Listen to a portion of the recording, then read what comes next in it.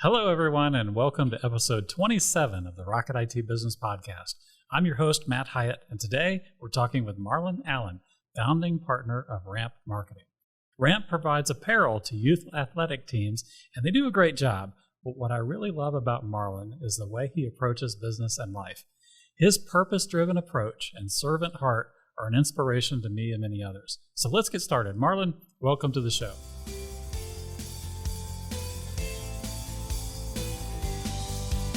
Well, Marlon, welcome to the show. We're glad to have you here. Man, glad to be here, Matt. So we're going to dive in a little bit about how we got to know one another. But before we get started, I want to hear a little bit about your marketing company, Ramp Marketing, which most people, when we hear a little bit about what you actually do, probably wouldn't think marketing. Right. But there's absolutely a marketing element to it. So let's dive right in. Tell us about Ramp Marketing. How'd you get started?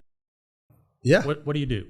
Well, the core business model or what we do most is produce youth sports uniforms. And so that's really, and the marketing side of it came about because we really wanted or felt that if we took the Nike model, which they have created, and I'll probably refer to. They've done pretty well. They've done decent, like we're right on the heels, but but when you take their model, you look at phenomenal business and what they've done in the world of sports.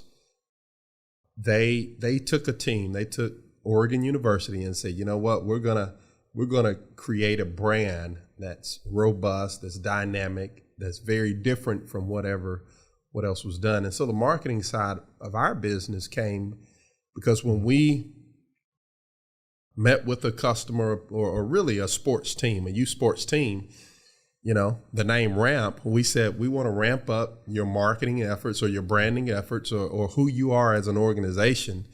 And we'll do it through, custom apparel, whether it's uniforms, T-shirts, yoga pants, hoodies, whatever it is. We want to ramp up the organization. And so when you hear the term marketing, it's not your traditional marketing company, but it's really more about how can we take a youth organization, because most people don't understand the ins and outs of youth sports, to the point of there are tons of folks working behind the scenes that are working to really create a credible organization, a respectable organization, one that's organized. And so a part of what we do outside of even producing uniforms is really, if I want to use the word consult, but really just advise companies on best practices and ways that they can even,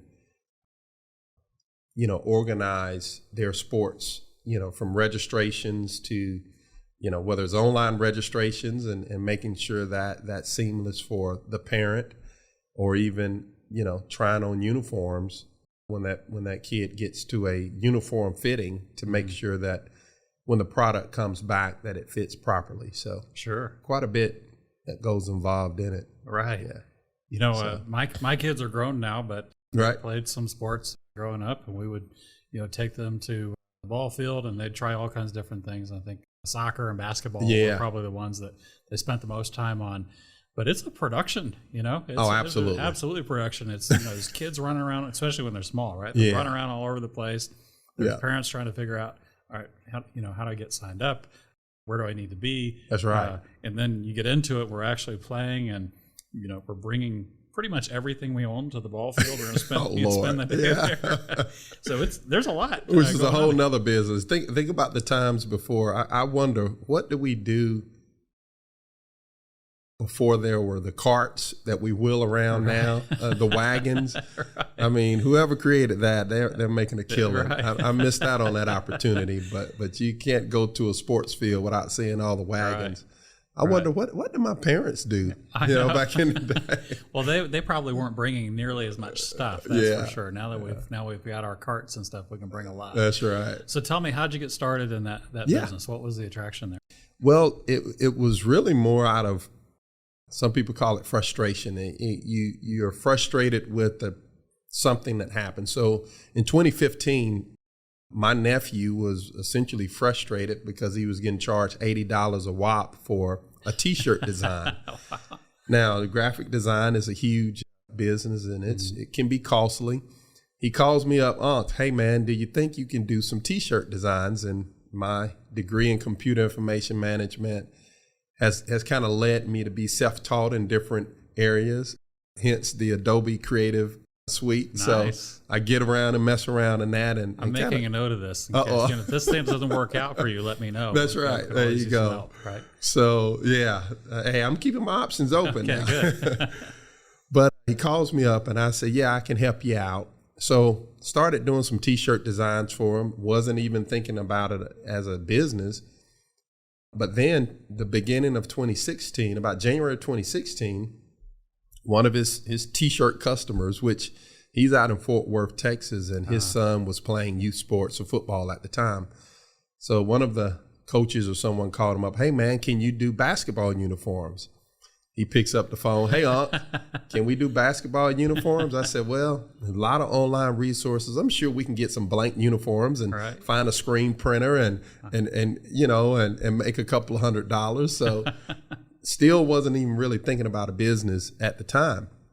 So we turn around that order, fulfill that order. And while from November of 2015 up until about February of 2016, my nephew was doing some research, and I didn't even know about it, for international apparel suppliers. Oh, wow. So he was doing all the research on that to try to figure out.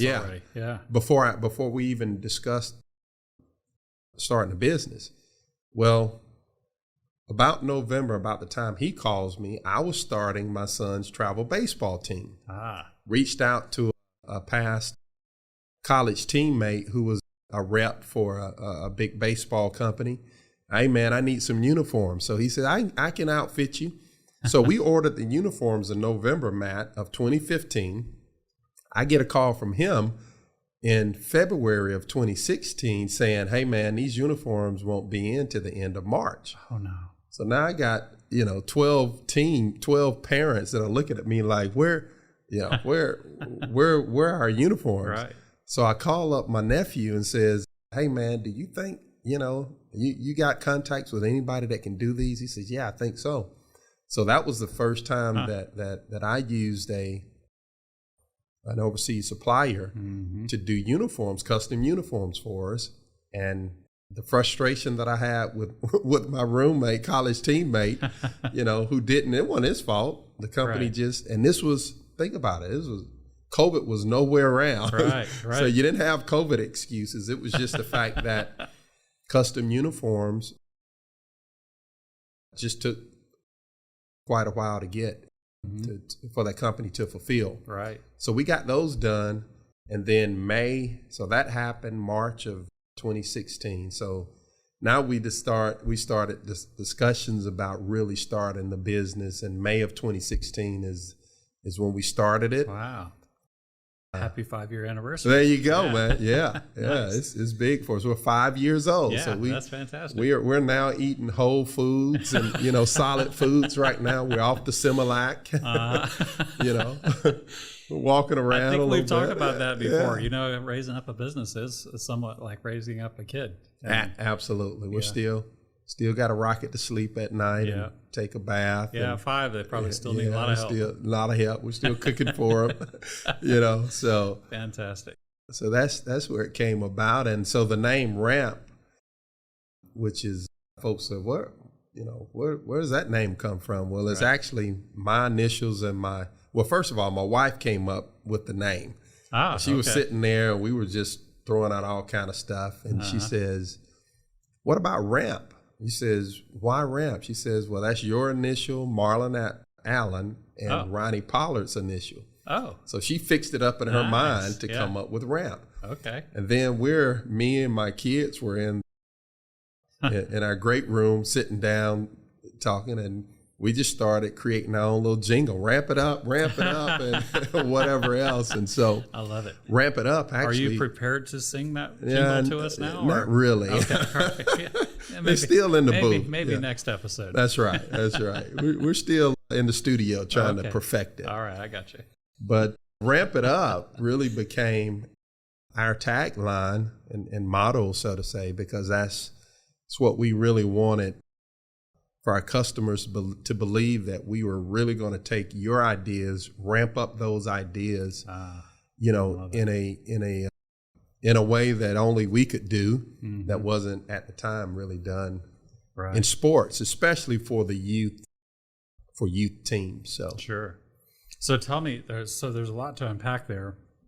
Let's start. So you mentioned college roommate and teammate. So so you have a background in sports. Can you tell us about that? Oh, absolutely, man. It started at the age of 8 years of age. My first time playing for the Parrots in Columbus, Georgia, Eastern Little League, and that was my first year of baseball, and fell in love with it at first sight. Really? And so I started playing baseball at 8 years of age, and around 11, I can vividly remember that year, one of the best baseball teams I had ever played on. We actually won the city championship that year. Oh, wow. I even remember having one of my best years in baseball, and was second in the league in home runs and all of that stuff. And that was a year where I said, you know what, I want to play baseball. And at the time, I don't know if you remember even if you follow the Braves or if you don't, but at the time when I was that age, they used to sell these baby blue jerseys at the Gulf. I'll call it the filling station, which is, we call it the gas station now, but back then we called it the filling station. Yeah.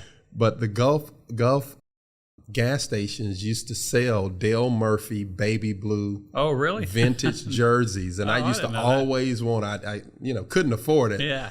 But that was my dream, to have one of those jerseys, because I love the Braves, love Dale Murphy. He was one of my idols growing up, and so continued to play in high school, and then received a scholarship to Columbus State University, which is in my hometown, Columbus, Georgia. And it was funny. Scholarship. Yeah. Well, actually, or was it an academic?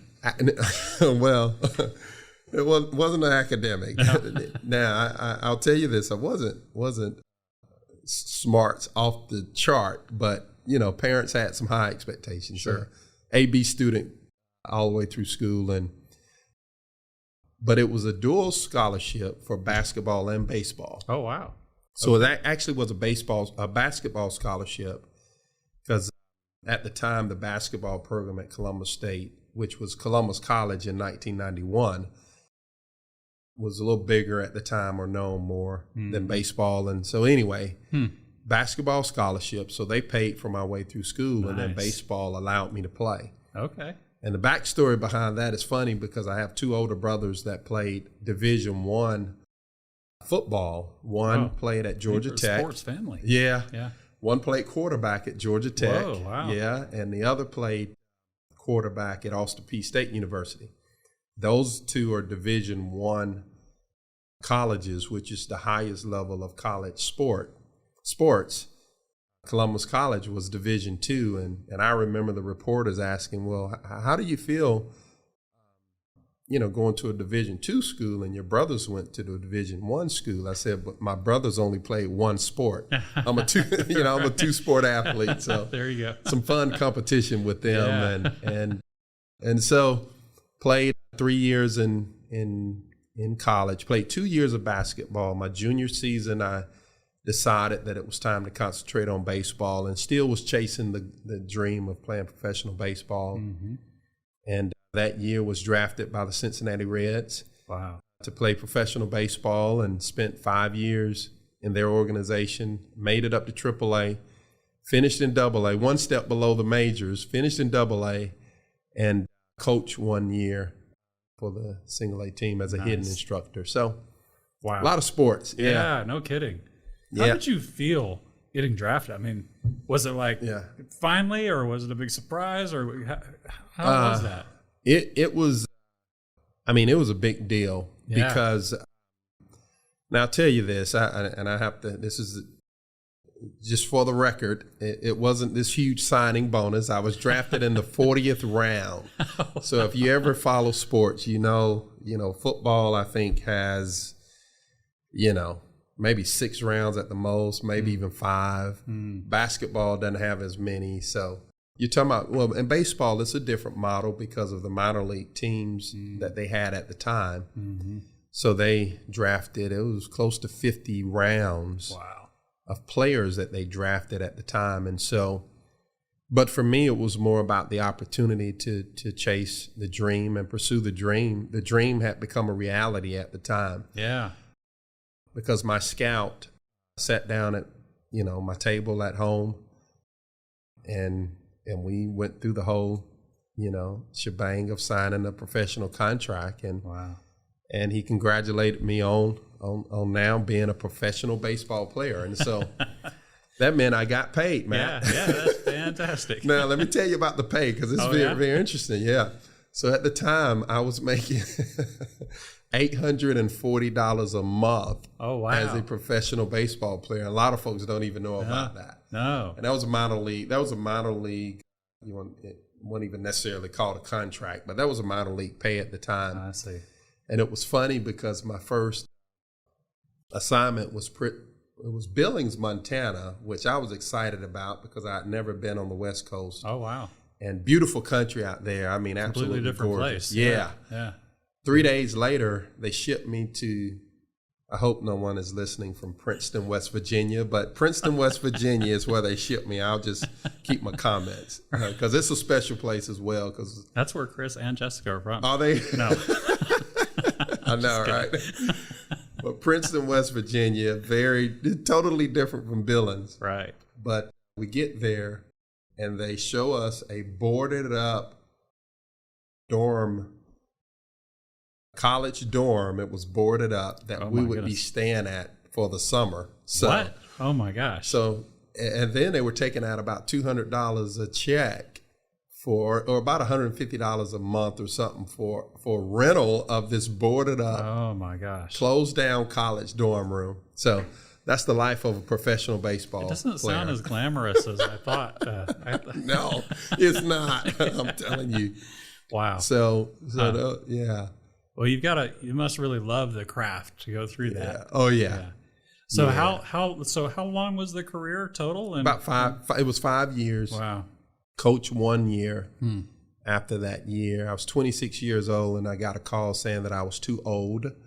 Are you serious? Yeah, seriously. Oh my gosh. And they said they were going in a more youthful direction, which really means that they have some younger prospects that at the time seemed more promising than what I was. That sounds pretty cutthroat. Oh, it is. Yeah. Yes, wow. You best believe it's a cutthroat business. Because at the time you're not, it's not a soccer parent or a soccer family going to sign up. Right. I mean, it's a business and you're in it to win. Well, I'll tell you what, though, think about that. How many kids at 11 years old have any idea what they want to do as an adult? Right. And then that's a very small number, right? Absolutely. It's got to be a very small number. Oh, yeah. I remember thinking about what I wanted to do in my late teens. Right. And most people would consider that very early, right? Right. But, that's right. 11 years old, that's pretty darn early. And then how many 11-year-old kids dream of playing professional baseball that actually get to do it? Right. You're one of a million, probably. Yeah. It's pretty amazing. I'm blessed. And I really realize that and realize that the opportunities that life and God has afforded me is all the more reason for me to give back the way that I do and that keeps fantastic. us going. So yeah. So I would think cool. that it probably helps a lot, especially in your line of work, working with youths, as you say, and providing the uniforms, and you're directly involved in the sports field. Yep. That's kind of a funny word to say, but sports field. That's pretty awesome that you really get to carry on and still be around all of that. Yep.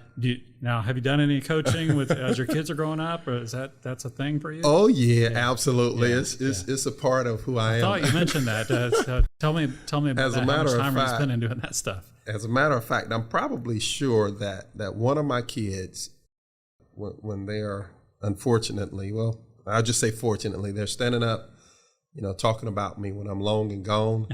They'll probably call me coach before they call me really? daddy. You've always been coaching. Yeah. Yeah, I love it.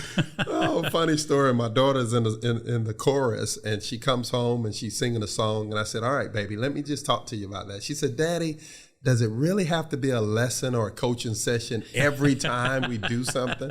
I said, yes, because that's just who I am. All right. So. You're stuck with me. Yeah. Right. But yeah, coaching is a big part of our life and what we do. So you touched on something earlier, and it reminded me, I think, and you forgive me if I'm wrong. We'll cut this out if I'm wrong. But I think I remember that there was a story about your brother when he was quarterbacking. Yeah. Didn't he have sort of a touch of fame there somewhere? Can you tell us about that? A little touch of fame for all of you Rudy fans out there, and you Notre Dame. You Notre Dame fans, you know Rudy Rudiger's name.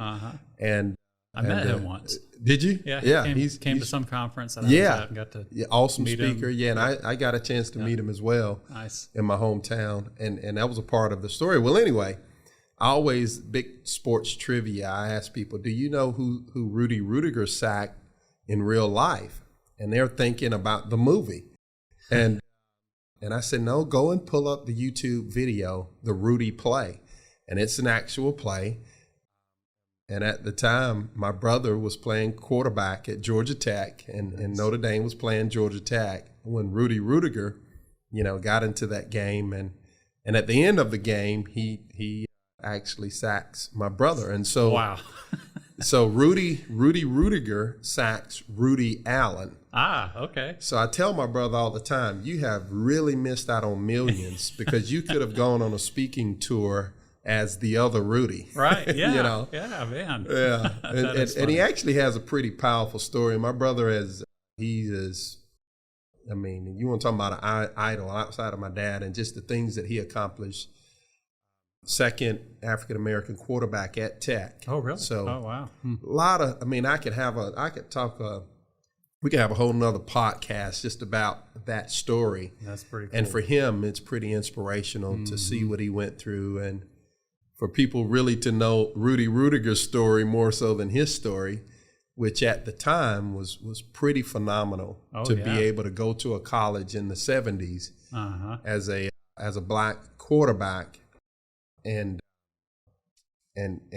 for a college to accept you in that position. Back then it just wasn't done. So that's a part of really cool. of our family's just story and even some inspiration that we all use to drive us. I love it. That's so awesome. Yeah. So speaking of family, you and I have known each other for a couple of years now. Yeah. I mean, we've known each other longer, but we've really kind of been friends the last couple of years, right? Absolutely. And something you've mentioned several times in our conversations and meetings we've been in together is the impact that your parents, and specifically your mom, like you mentioned your dad, but I remember a lot of stories about your mom. Can you tell us a little bit about how her leadership and how growing up with your mom and dad, how that affects your day-to-day decision maker? I have a feeling that what's the good word I'm looking for here? That she reigned control is what it seemed like when I've heard these stories. So how does her legacy live out in your life? Absolutely, Matt. It's and really for both of my parents. As a matter of fact, shout out to them. We are in 2 weeks celebrating my dad's 85th birthday and my mom's 84th birthday. Oh, wow. So we're having a big gathering in Columbus, Georgia. Fun. So we're organizing that. So big deal. And mom was very influential because of really her servant heart. So we're growing up. Matter of fact, they still live in the same home today. Really? Wow. Which my dad actually built in the 60s. Wow. Because he was a bivocational pastor, and so part of his other work when he wasn't in the pulpit was a brick masonry. And so one of the jobs at the time that he had was building the neighborhood that they lived in. Really? Wow. Or that they eventually moved into. I think it was in 1964, right around when my Please tell me he lives in a brick house. Yeah, it Okay, is. good. Yeah. Now that's all he believes in. It's brick. Yeah. Yeah, we didn't have any stucco back then. Not a whole lot of that stuff. Right. But so anyway, mom, stay-at-home mom, domestic engineer, as you call her. Yep. And just very influential. Seven kids. I'm number 6 out of the 7. And the family's kind of 2 stages. So my top 3 siblings, my brother and 2 sisters, are all 3 years apart. Then I think there's about a 6-year gap with my middle brother, which he claims he's the miracle child, Vince Allen. And then there's another 6-year gap between Vince and Tanya, or the bottom 3 kids, right. which is Tanya, my older sister, 3 years apart from her, then me, then Denitra, 3 years apart. Nice. So it's a 19-year span between the youngest and the oldest. Wow. So it's the almost youngest raising. come along, the oldest is Yeah, he was off gone. to college. Yeah. He was gone, and so my mom was raising essentially 2 different families in a sense. Wow. Huh. And So, and is it better or worse to be the second half? Like, it was they probably better. make all the mistakes on the first half, right? They take a breather and say, okay, let's try this again. We'll take everything we've learned. That's right. And we're going to make sure that Alan and brother and sister. That's right. So I 2 sisters on either side of you. 4, one older and one younger. Yep. Right now. Okay. That's gotcha. right. Yep.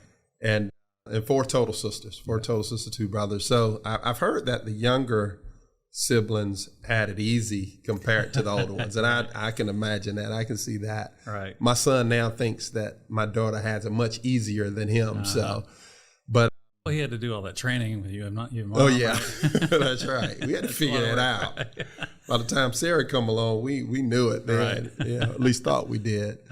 But yeah, my brother used to say that my dad did a lot of coaching when they were coming up, more so than what they did from when I was coming up. Right. And I just tell him I was just a better athlete. He didn't have to coach me as hard. So Perfect. Yeah. Right. But to go back to your original question about mom, very influential, servant's heart, 3-bedroom home that we lived in, and she was always she would always bring kids in who, for whatever reason, needed a place to stay for extended period of time, whatever their home life or their all of you and other people. Yeah. Wow. So it was and and I never grew up feeling like, I didn't have my mom or my mom was giving attention to someone else.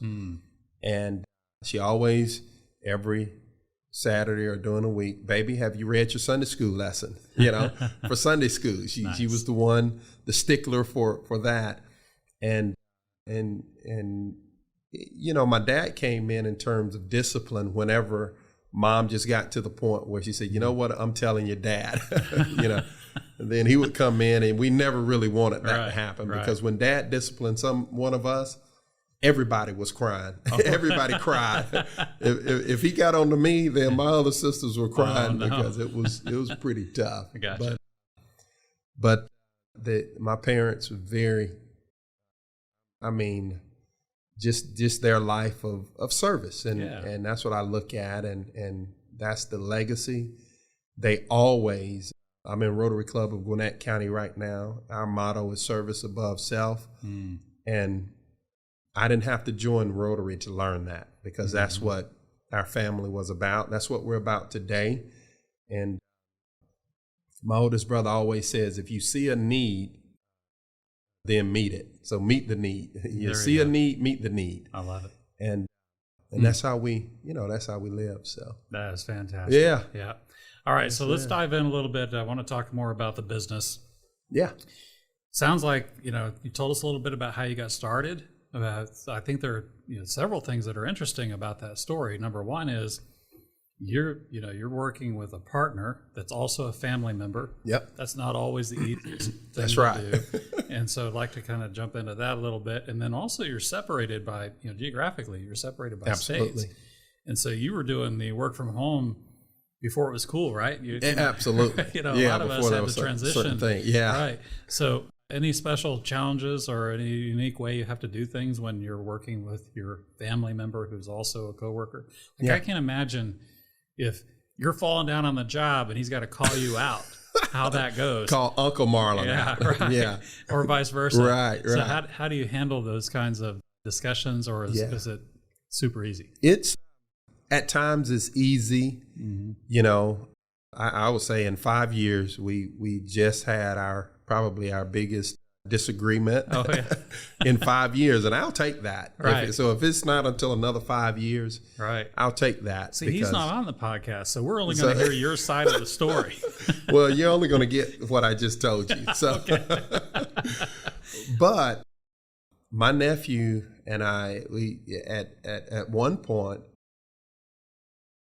him, his sister, and his mom, my older sister, were living with us. So that was one of those stories where they were in the household with us. So we grew up pretty tight. So you were very good friends. We were very close growing up. Matter of fact, I tell him even today, he was a much better baseball player than I was. Oh yeah. But he just chose a different route. And so, but anyway, Ronnie and I have a very kindred spirit, entrepreneurial spirit at the core of who we are. And so our vision for the company, it aligns, and that's important. It really is. And so he handles the Fort Worth. He's in Fort Worth, Texas. So really, Texas is big enough for him to do without anything else. And so a big part of our business originated with some of the teams out in Texas. And so he's probably 1 year ahead of me introducing certain products to Georgia. So interesting. Okay. So for instance, in 2016, when we started the business, he was the first to really, I did baseball jerseys that year, which is pretty simple, but he did football, which is a more complicated product in terms of the way that it's built and constructed. And so then 2017, I came about and started introducing football to some of the youth leagues here in Georgia. And so that's kind of how the business has just kind of naturally, it's organically been built that way, and it has worked. It certainly has worked for us. And so what I didn't say about the start of the business is that you mentioned 11th grade, which was about the time where I also said I wanted to own a sports company. Oh, there you go. Yeah, so all right. Nice. I was pretty intrigued, and I'm trying to think of a sports company back then because it wasn't many that I went into, and it may even have been Kmart back in the day, long before Walmart. Right. But I would go in the sports section and say, "Hey, man, I want to own a sports store, sports equipment store one day." And so that was about 5th grade, about the same time I was all wrapped up in baseball as well. And then for us to be able to do it and see that dream as well, it's pretty cool. And that's nice. And so for us, it works hand in hand.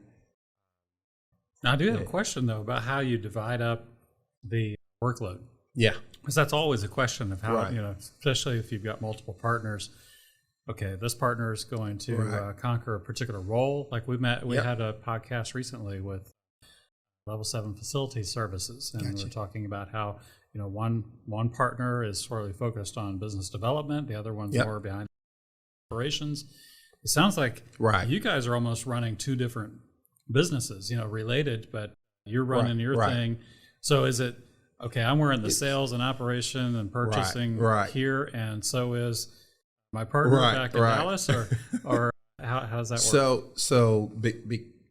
Because of the way that the model is, obviously we're selling, and you have the ability to sell nationwide or even worldwide. So with that, our influence in our own communities is very different. And to have him to call on a potential customer in Georgia just doesn't make sense for our business model. And so because of that, we have there are some roles in the company that overlap, such as sales. We're both sales driven, and that's the core of our business is selling the product. And we both know the product, we know the uniform, we know how it's supposed to fit, and we can pretty much convince a whale in the sea to wear a ramp uniform if he needs it, Right.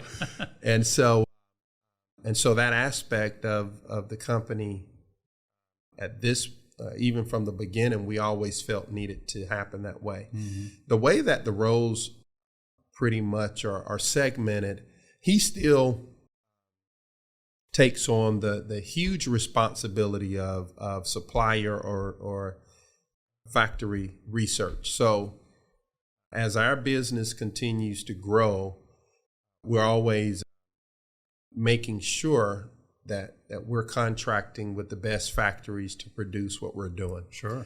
And so along with that research in terms of those factories also comes along product development and research, which that's his lane. Okay. For instance, right now, he's really in his first year of offering cheer uniforms and apparel. Okay. I don't touch it here. Mm-hmm. Cheer uniforms in my mind is pretty high maintenance when you're dealing with some cheerleaders. But he's working through. You know what's coming though. It's coming. It is. Yeah, I mean, if you're a year behind, just get your mind right. we have some organizations that already asking me, do you all offer cheer? So nice.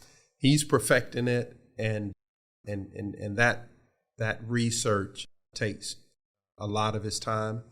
So I've taken, and this is just kind of how it naturally happened, I've taken more of the operational role of it. Okay. Overseeing the HR aspects, the accounting aspects of it. Graphic design?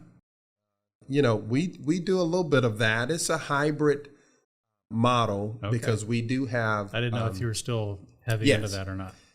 Not as much. Early on I was, because of the type of,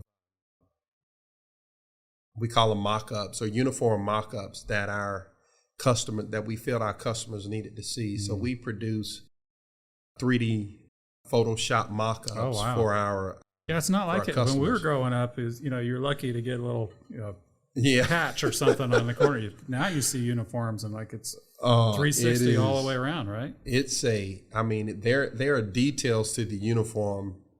I mean, you can do a 360 turn of a uniform, and there are some aspects of it that we're adding, or elements to the uniform that we add, that differentiates one team from another. And these teams, you go back to marketing, these teams, they love their teams, they love their brand, they love their mascot. So every detail that we can incorporate in the uniform, it's important. So yes, I still, if it's some details that our suppliers or our factories can't do, then I'll come in and make sure that is taken to the next level. So you're keeping the saw sharp. There you go. Yeah, that's good. Yeah. We still, we are still, have our pens to the paper, so to say, when it comes to graphic design. Plus, for me, I'm a creative mind, and I do a little videography here and there, and messing around with that, and that's just it's a hobby of mine that I've always been attracted to. So interesting. Yeah. Back in the day, I remember when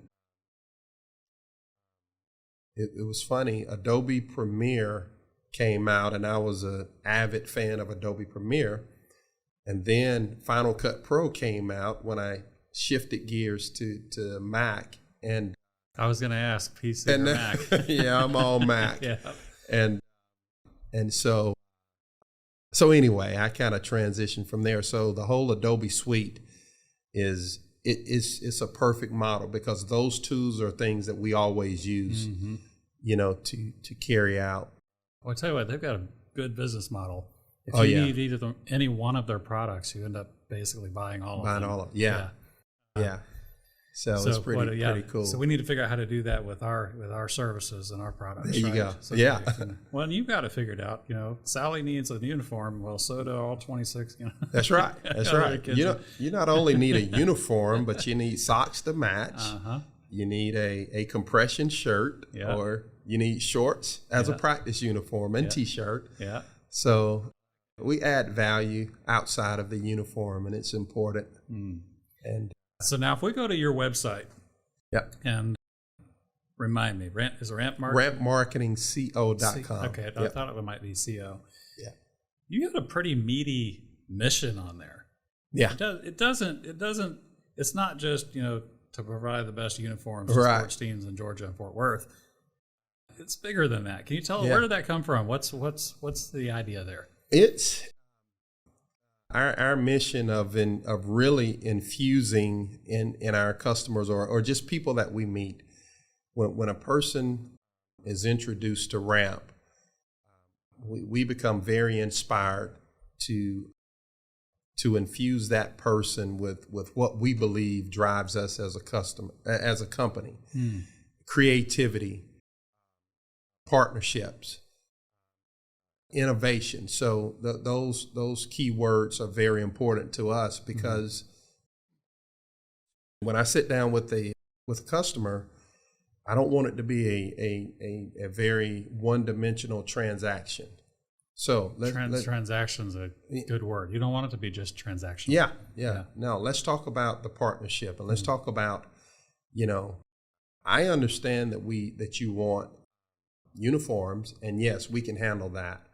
But talk to me about your organization, and let's see what we can really do to infuse your organization with the creativity, the inspiration, the innovation, the partnership, the influence that we have, that we believe drives our company, that we also believe can drive your organization. And at the end of it, it means that the future leaders of the world really have a very unique experience in that sport, whether it's baseball, football, basketball. As sports has done so much for me, Matt, and I know you know that. You probably can don't even have to guess. You just know it. It's a huge part of my life. Right. And there is a power within sports that we truly believe changes the lives of kids that participate in it. And so it's not just playing a game on a Saturday or a Friday. I mean, it's life changing. And me and my wife was talking the other day, and we were saying football is the one sport that you hear athletes say changed their life. Really? Huh. Yeah. You can hear stories from NFL athletes, and they'll say, because of football, if it wasn't for football, my life would be derailed or I'd be on a detour. Now, I don't hear that too often in baseball. I think the makeup of baseball, the demographics of baseball is pretty different. But, interesting, yeah. But for football, we hear it a lot. Right. And to see kids' lives changed, because of that. And in this community, Gwinnett County, one of the largest school systems in the state of, really in the nation. Yeah. It's a pretty big deal for us. And even out in Texas, for us to be able to provide a uniform for a kid and to know that when he wakes up in the morning and he puts on our uniform, he's going to be jacked up about how he looks. Right. And you think about the kids today.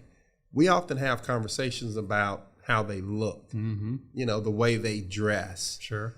And I don't know, I would imagine your parents taught you this, but first impression is your last impression. Right. And so for us, when they put that uniform on, we want them to really feel good and know that, man, not only can you look good, but this will inspire you to play your best. Yeah. Yeah, so it's a pretty big deal. Yeah, it is. Yeah. I love it. So you mentioned community. Yeah. That's how we got to know each other a little bit. Right. We served on a board for a local bank. But tell us a little bit about that, because it seems like you've really embraced your community. You're involved in a lot of different ways. You mentioned Rotary. Yep. Tell me about that. Is that part of the marketing plan of Ramp, or is there something different at work there? What draws you to that? Well, the community, I've always been drawn to the community, and it stems from the example that my parents set. And my dad actually was going to seminary school in Tennessee. When he left seminary school to come home to Columbus, Georgia, to organize the civil rights movement. Oh, wow. So that was back in the 60s. What's that? Is that all? Yeah. That's pretty big. Yeah. Wow. So in Columbus, he was one of the organizers of the movement back then. And so me learning that, because I wasn't even born at the time, but me learning that, hearing about it, growing up in a city where people really respected my dad for his sacrifice, and go back to mom, and for her waking up in the morning fearing the life of her kids because of the mission of her husband. It's pretty serious deal. And so for me, I learned that from my parents and the influence that they had in the community, and that's just our DNA. That's who we are. And so yes, we can look at it and create, some story that it's a part of the company, but no, it's a part of who we are. Whether it's I'm working for Ramp or any other company, I love it. We're going to be involved in the community. And people always ask me, how do you have the time to do what you do? And my life mission is simply to die on E. I'm going to be on E when I die. So I'm going to be empty. So now, if Tasha was here, my wife, she probably, would roll her eyes at me, because she's like, yeah, you need to pull it back a little bit. Right. But just for instance, so in Rotary, so the things that I've been involved in here in Gwinnett County, which I think is huge. This community is very special. It's very similar in ways to what I grew up with in Columbus. But really started out in the Rotary Club of Gwinnett County when I first got involved. Then I would say I became president of the club. Leadership Gwinnett came about that same year, 2015. Nice. Got involved in that. After I went through the program, started working on the committee. So you know how it is. You become visible in the community. People begin to know you. They know what you stand for. Soon, I was later asked to be a trustee on the Gwinnett County School Board's foundation. So I'm currently doing that. Nice. Let's see what else. I started a leadership program for African American male ninth grade students at Decula High School. So really?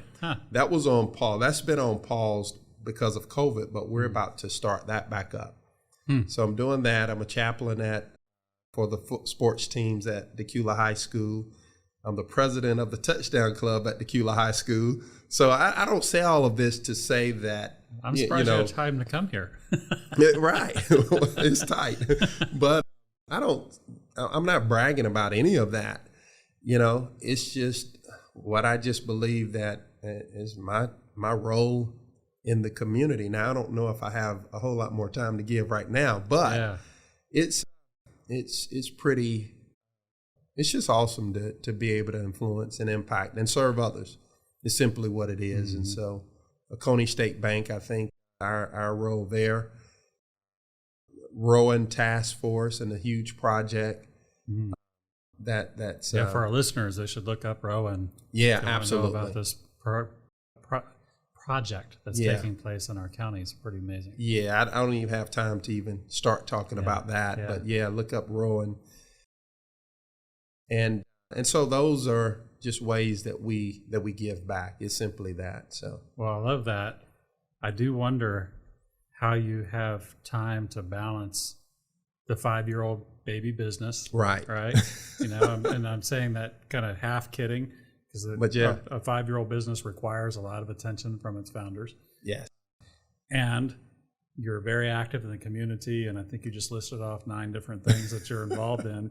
But you also have kids at home. How old are your kids? My kids are 14. My son is 14, and my daughter is 11. Okay. So they're at a tender age. Yes. Going through middle school, early high school, probably somewhere around there.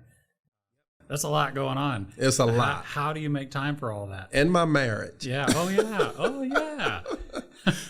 Exactly. So I couldn't do it without her. But So you sleep 3 hours a night? Is Well, that how you get the more time? Or well, it's interesting. As the older I become, the more important sleep is to me, and it's interesting. And I think we can all say that because in our younger days, we didn't get we could really go an entire day off a couple of hours of sleep. Right. So very intentional, and I'm thankful for Apple that has the features on my phone that I can put on the do not disturb. Oh, nice.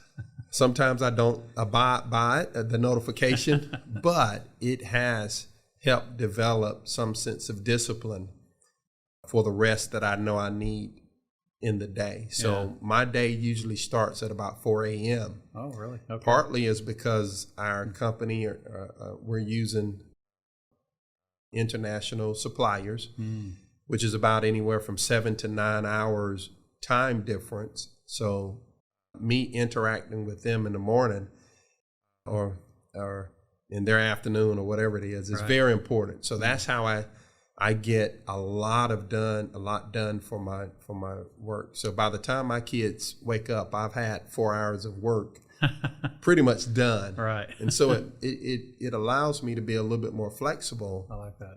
During the day, whether it's to pick my kids up from school or to take them to practice or to take them to sports, events or, whatever the case may be. So we are very fortunate that our schedule allows us to get everything done. And so I got to know, what time did you go to bed last night? I was in the bed at 10. Okay, that's still a pretty long day, 4 a.m. to 10 p.m. Yeah, it's long. Yeah, it's long. Now I start winding down at about 7 o'clock or so, and it just kind of depends on the day. Right. Gotcha. But my mental, and that's the thing, turning the business off mentally. Over time, that has improved. Okay, that's good. And that's because I realize, as I think we both said, that whatever that issue is, most of the time it's not life-threatening.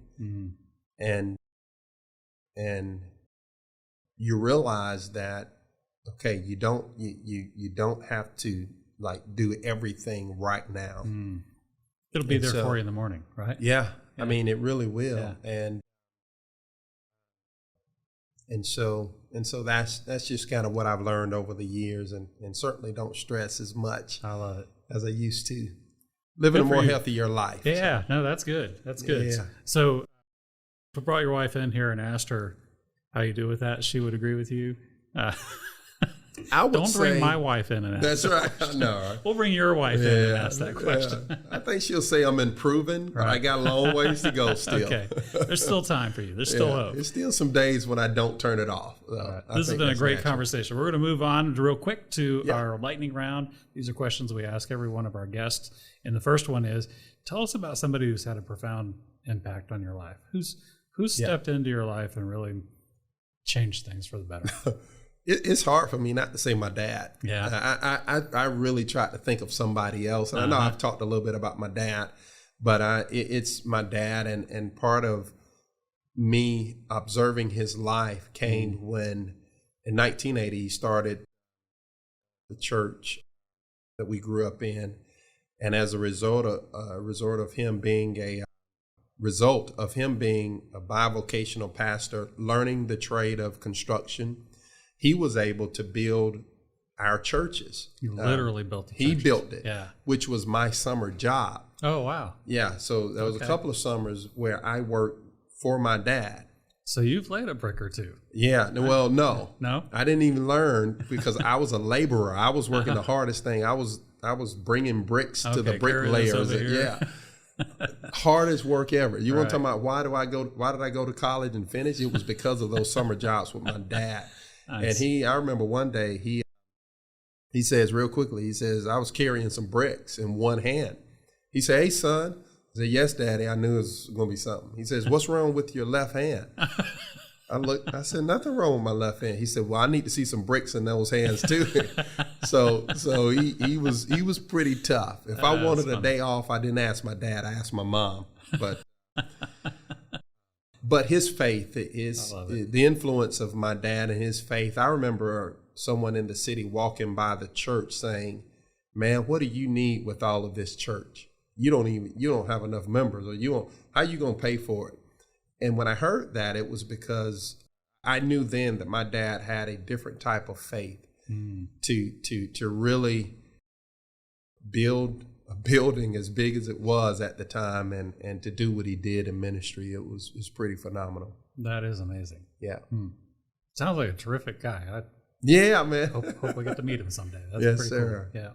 All right. So next one, are you a reader? Are you a podcast guy? A little bit of both. A little bit of both. Yeah. And these days it's transitioned to the audio books. Mm-hmm. And for me, it's funny. I've always been a Nike fan growing up. Mm-hmm. Most athletes are just fascinated by the company. So my favorite book is Shoe Dog by Phil Knight. Oh yeah. And for me is not so much about the brand, but I'm just intrigued at everything that they went through in the 70s to get the company where it is today. And for many of us, we just see the company as it is, whether it's the athletes that are endorsers, sure, or the different brands or the different types of shoes. But to hear his story where he even went overseas to negotiate, product development, and to learn that, man, it quickly became very inspirational, and one of my favorite. And then nice. By the way, we've had a lot of folks through here. I don't think anyone's mentioned that book, but it is a terrific book with a great reputation too. Yeah. A lot of people love that book. Yeah, it is. So many different stories in there. And then folks probably saying, man, sound like you need to go work with Nike, but they have a trained podcast that they do. It's called Trained. Oh, okay. And it's really more about it's training in so many different ways. And that's where I learned.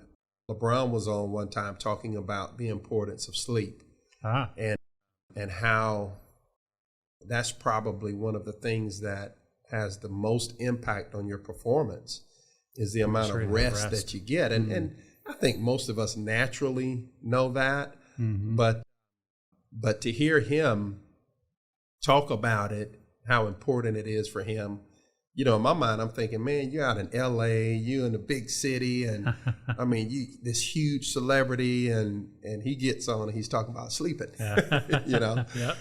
So that's one that pretty. So Nike's Trained podcast. Yeah. Check that out.